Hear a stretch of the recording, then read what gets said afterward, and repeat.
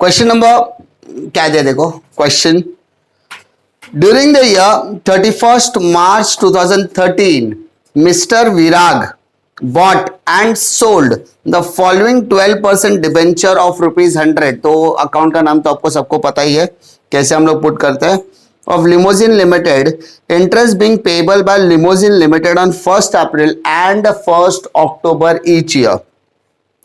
मतलब हमारा जो साल है वो हमेशा कभी खत्म होता है, 31st मार्च को खत्म होता है। कोई तकलीफ? 31st मार्च हमारा क्लोजिंग होगा, जैसे इधर दिया 2013 दिया है, और भाई साहब ने कहा है कि इंटरेस्ट हमको साल में 2 बार मिलता है। कब कब मिलता है? 1st अप्रैल को मिलता है एंड 1st अक्टूबर को मिलता है। कोई तकलीफ? साल में हमें 2 बार इंटरेस्ट मिलता है, तो यहां पर हम लोग आई फॉर इंटरेस्ट। तकलीफ? ये जो 31st मार्च है वो मेरा क्लोजिंग भी है, हाँ ना, और ये जो 1st अप्रैल है ये मेरा कहीं ना कहीं ओपनिंग भी है। सिंपल। आगे, ऑन 1st June 2012 बॉट मतलब खरीदा 300 डिबेंचर ऑफ 92x इंटरेस्ट। तो 1 जून कब आएगा? अप्रैल से लेके अक्टूबर के बीच में आएगा कि अक्टूबर से लेके मार्च के बीच में आएगा? तो जून में आएगा 1st June 2012। P for purchase, bought किया मतलब परचेज किया। 1st सितंबर bought 100 debenture of 94 cum interest. तो 1st सितंबर बोला है, कब आएगा बोलो? सितंबर। अक्टूबर के पहले आएगा, वापस से बॉट बोला है, तो वापस से हमारा क्या जाएगा? 2012। कोई तकलीफ? नेक्स्ट, 1st दिसंबर सोल्ड 200 डिबेंचर। 1st दिसंबर कब आएगा? अक्टूबर के बाद। तो सोल्ड बोला तो इसलिए मैं यहां पर एस लिखता हूं 1st दिसंबर 2012 एंड 1st फरवरी 2013 बॉट वापस से खरीदा, तो P फॉर परचेस 1st फरवरी 2013। 150 books are close on 31st March every year. Books हमारी कभी क्लोज हो रही है? 31st March. Market price on 31st March 2013 was 90 rupees पर डिबेंचर। मतलब इसका कोटेड प्राइस दिया। सिंपल, क्लोजिंग करने के टाइम पे कोटेड प्राइस दिया रहेगा तो कंपैरिजन करके प्रॉफिट और लॉस निकालने की पॉसिबिलिटी बढ़ जाती है। उसके आगे, you are required to prepare investment in 12% debentures in Limousine Limited account for the year ending 31st March 2013 in the books of Mr Virag apply accounting standard 13। मतलब ये हमारा कौन सा सम है? इन्वेस्टमेंट अकाउंटिंग का सम है। कोई तकलीफ? इतना पढ़ने में कोई तकलीफ? पक्का? आगे बढ़े। हमारे सामने सारे के सारे सम्स ऑलरेडी लिखे हुए हैं, टाइमलाइन मैंने बना दी है, सारी चीजें हमारे लिए क्लियर है। सबसे पहले मुझे बताइए कि क्या 1 अप्रैल 2012 को किसी भी तरीके का ओपनिंग दिया गया है क्या? आई थिंक अगर आप क्वेश्चन रीड करोगे तो आपको पता चलेगा 1 अप्रैल को किसी भी तरीके का हेल्ड दिया गया नहीं है। तो इसका मतलब 1 तारीख को इंटरेस्ट भी कैलकुलेट नहीं कर सकते और 1 तारीख को ओपनिंग भी कैलकुलेट नहीं कर सकते, because no held on investment. किसी तरीके का हेल्डिंग है ही नहीं। है क्या किसी तरीके का इन्वेस्टमेंट? नो हेल्डिंग, ठीक है, या होल्डिंग ऑफ इन्वेस्टमेंट। किसी भी तरीके का हेल्डिंग या होल्डिंग है ही नहीं। समझा क्या? किसी भी तरीके का इन्वेस्टमेंट हमारे पास है ही नहीं, तो ना ही मैं इंटरेस्ट कैलकुलेट कर सकता हूं और ना ही मैं ओपनिंग कैलकुलेट कर सकता हूं। Clear? Now move to next one. 1st June 2012। 1st June 2012 क्या कहता है? परचेस। तो बेटा परचेस कहां पर आएगा? डेबिट में। तो डेबिट में मैं पहले डेट लिखूंगा और परचेस के समय पर क्या लिखते हैं? To bank account. कोई तकलीफ? अब कितना परचेज किया चेक करेंगे। 300 डिबेंचर ऑफ ₹100 करोगे तो 30,000 फेस वैल्यू आ गया।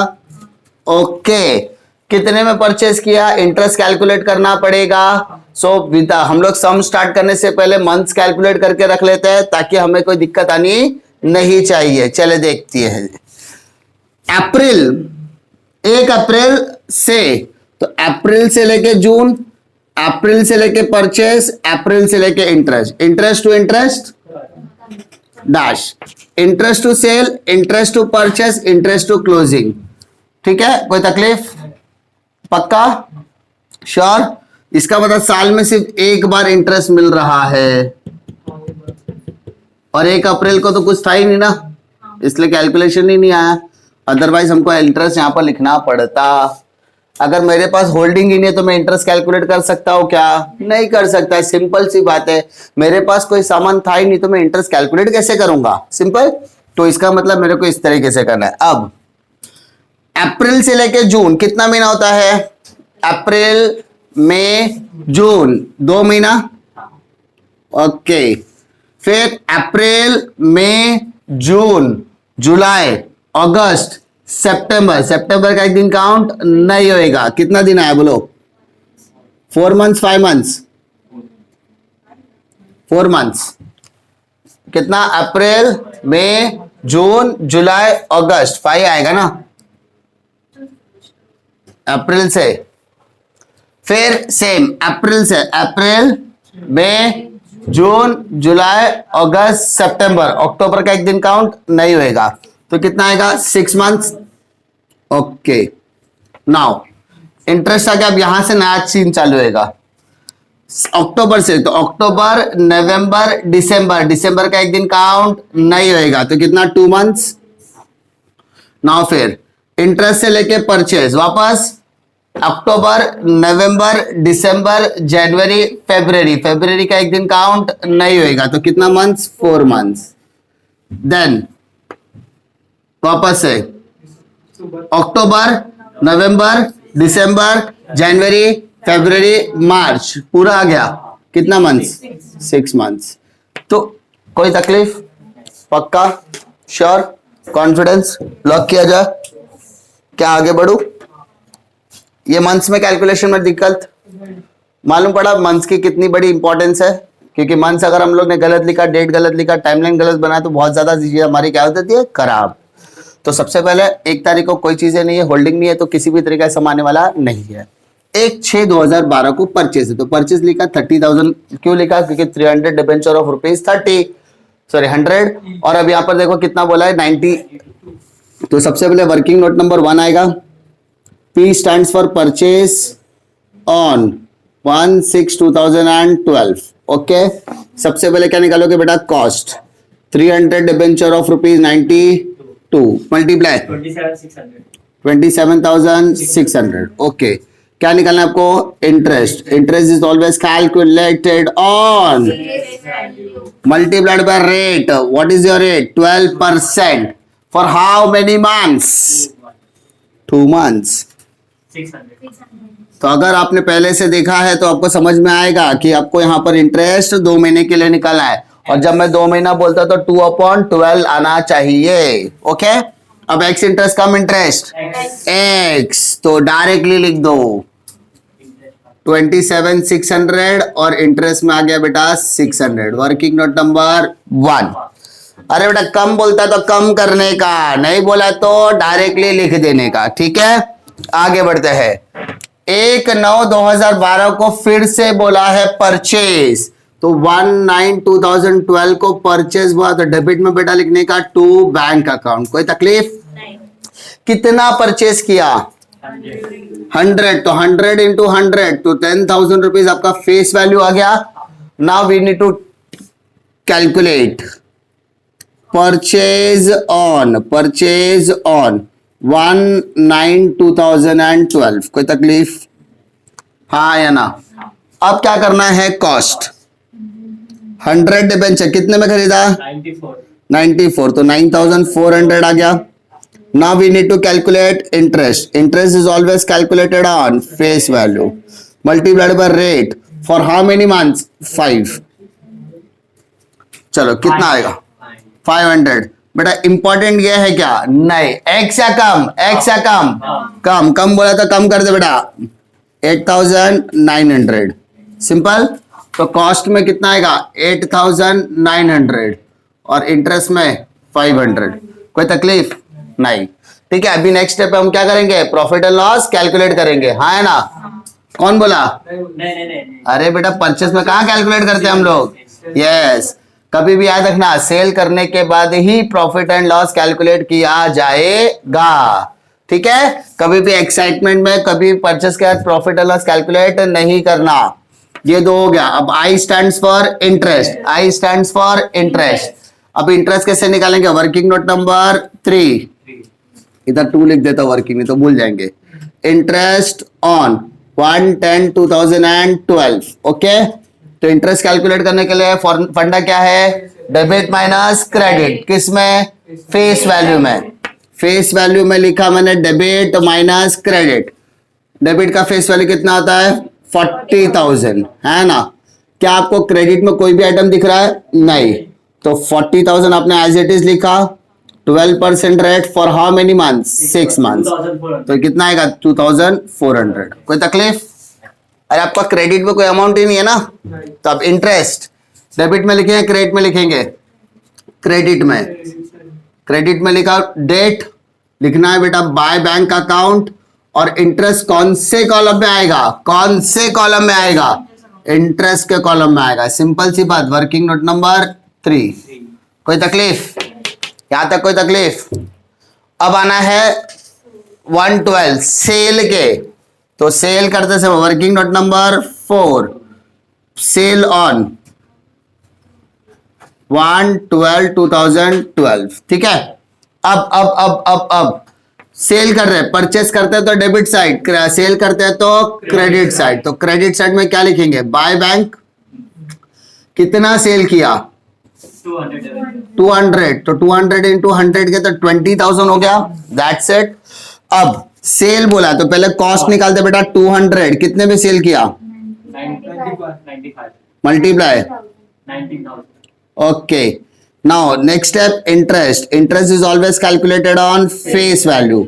12% for how many months? 2 months. तो यहां पर 400 आया। इंपॉर्टेंट, एक्स या कम? एक्स या कम? एक्स। तो एज इट इज लिखेंगे। एक्स लिखना है तो 19,000 कॉस्ट में आ गया, 400 आपका इंटरेस्ट में आ गया। कोई तकलीफ नहीं? That's it. आगे बढ़ते हैं, आगे बढ़ते हैं। Profit and loss, very good. चलो याद तो आया कम से कम। क्या निकालना है? प्रॉफिट एंड लॉस 1/12/2012, ठीक है।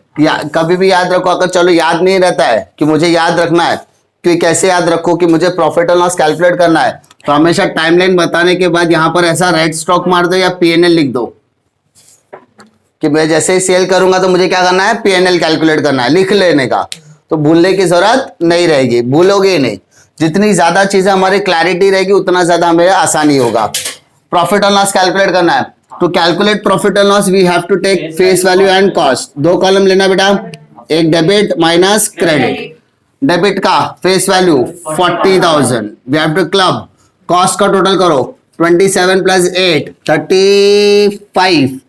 36,500। ओके, नाउ कैलकुलेट करते समय ध्यान क्या देना है? मैं कौन सी तारीख का कैलकुलेट कर रहा हूं? 1/12। तो 1/12 को छोड़ के, है ना, इसके ऊपर फेस वैल्यू नहीं है, इसके ऊपर कॉस्ट नहीं है, तो इसका मतलब डैश डैश। सिंपल। 40,000 36,500, सिंपल। अब मैंने कितना सेल किया? देखो जरा, मैंने कितना सेल किया? तो मैंने सेल किया ओनली 20,000 का। मैंने कितने का सेल किया? 20,000। तो 20,000 लिखा, क्रॉस मल्टीप्लाई, सो मुझे आंसर आएगा 18,250। Simple. Now what is my cost price? 18,250। Now compare with the selling price 19,000, जो मैंने कॉस्ट रिकॉर्ड किया। ज्यादा मिला कम मिला? ज्यादा मिला। 18,250 एक्सपेक्टेड था, मुझे 19 मिला, तो 750 रुपए ज्यादा मिला ना। इस 750 को ज्यादा बोले तो क्या बोलेंगे? प्रॉफिट। बेटा प्रॉफिट हुआ तो डेबिट साइड, लॉस हुआ तो क्रेडिट साइड। प्रॉफिट हुआ तो डेबिट साइड, तो डेबिट साइड में लिखोगे to profit and loss account. कौन से कॉलम में? Cost 750। That's it. Working note number इधर 4 आ जाएगा और इधर आ जाएगा working note number 5। Working note बहुत ज्यादा इंपॉर्टेंट रोल प्ले करता है, अभी तक आपको समझ में आ गया होगा, ठीक है। मार्क्स आपको इस पर मिलेगा, लेकिन इस पर मार्क्स देने के लिए आपके पास ये सारी चीजें है, तभी आप वो सारी चीजें वहां पर लिख सकते हो। इसमें किसी को डिफिकल्टी कैसे निकालना है, आई होप कि पहले जैसे हम लोग कर रहे थे उसी तरीके से सीक्वेंस में सेम पैटर्न में कर रहा हो तो डिफिकल्टी वहां पर नहीं आएगी। ठीक है, प्रैक्टिस करने के बाद डिफिकल्टी आती है तो आके मेरे को पूछने का। उसके बाद ये हो गया। अब 1-2 को देखने का, 1-2 वर्किंग नोट नंबर 6 परचेज कर रहे हैं तो परचेज ऑन 1/2/2013। ओके, परचेज कर रहे कहां लिखते हैं बेटा, डेबिट साइड, तो क्या लिखेंगे, टू बैंक अकाउंट। तारीख, ओके, कितने का परचेज किया देखो, 150, तो इसका था 15,000 होगा फेस वैल्यू। कितने में परचेज किया, 40,700, कॉस्ट 98, 98, तो मल्टीप्लाई करोगे तो 14,000। Okay, now we have to calculate interest. Interest का वैल्यू बताओ, face value 15,000, 12% for how many months, 4 months. मैंने इसलिए लिख के रखा है सब कुछ। 600, यहाँ पे एक्स या कम, एक्स या कम, कम बोला था कम कर दो तो 14,100। यही तकलीफ है, एक्स और कम में ज्यादा ध्यान देने का। एक्स बोला तो एज इट इज लिख दो, कॉस्ट को कॉस्ट कॉलम में, इंटरेस्ट को इंटरेस्ट। बट अगर कम को बोला तो माइनस करने का, माइनस करने के बाद जो वैल्यू आएगा उसको लिखने का कॉस्ट कॉलम में, है ना, और इंटरेस्ट लिखने का 600। कोई तकलीफ, नहीं, that's it, simple. Now move to next one. अब 31 मार्च क्लोजिंग है, क्या है हमारा, क्लोजिंग है, तो क्या इस क्लोजिंग पे मुझे इंटरेस्ट मिल रहा है, नहीं। हमें इंटरेस्ट कब मिल रहा है, वैसे भी हमने इंडिकेशन दिया आई स्टैंड्स फॉर इंटरेस्ट, क्या मैंने यहाँ पे आई लिखा है, नहीं, जिसका मतलब पूरा का पूरा कैलकुलेशन तो करना है हाँ, लेकिन इंटरेस्ट मिल रहा नहीं है। तो 31 मार्च 2013 बाय बैलेंस कैरिड डाउन, और जैसा कि हम सबको मालूम है बैलेंस करने के टाइम पर आपको कोटेड प्राइस क्वेश्चन में दिया है। सो कैसे करेंगे, working note number 7 closing on 31 March 2013, 2 column लेने का, face value, cost, debit minus credit. What is my face value on the debit side, total करो 55,000, 55,000 is on debit side. What is my cost? 27,600 plus 8,900, 36,500. 36 plus 14, 50,100, 50,850, 50,850. Check करो cost debit का same आ रहा है क्या, 50,850।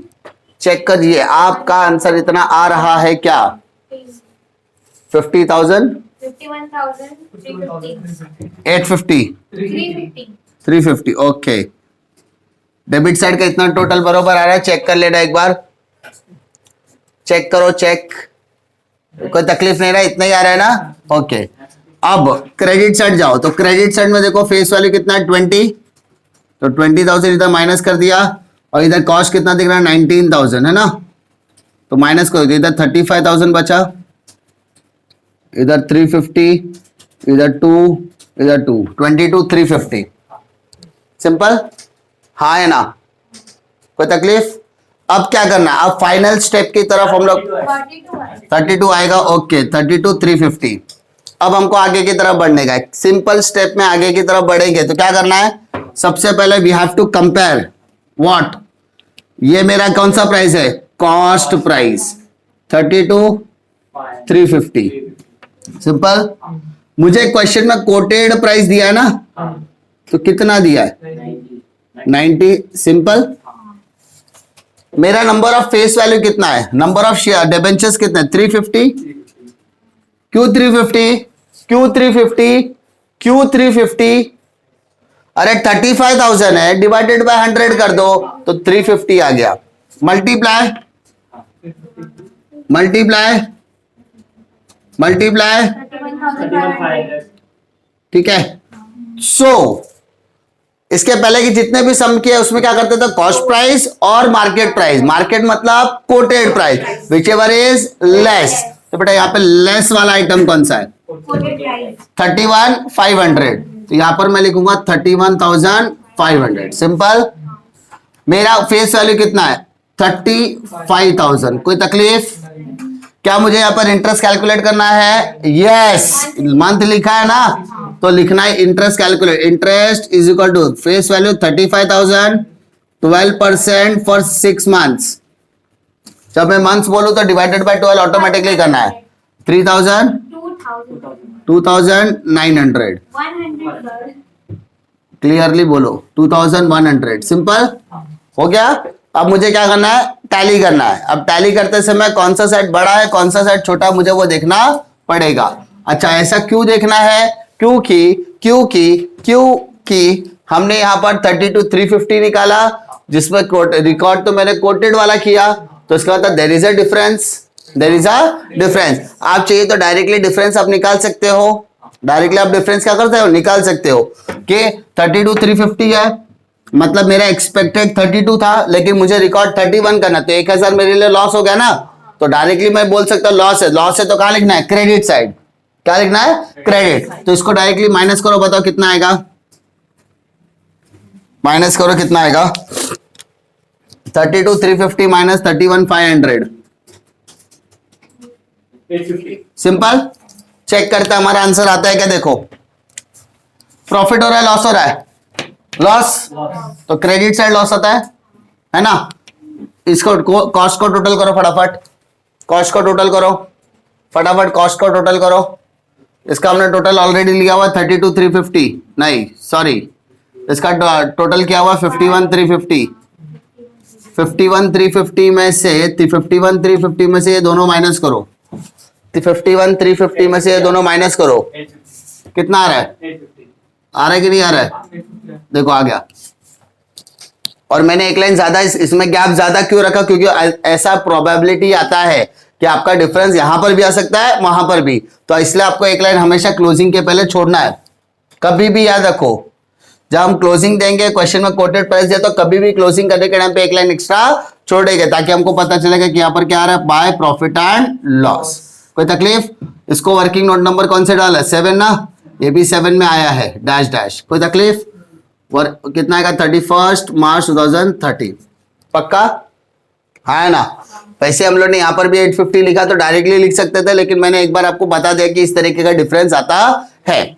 अब face value total करो, तो आपका फेस वैल्यू यहाँ पर टोटल कितना आएगा? 55। तो वहां पर देखो, तो वहां पर भी 55 आएगा। कोई तकलीफ? इंटरेस्ट कॉलम टोटल करो। इंटरेस्ट कॉलम टोटल करो 4,900।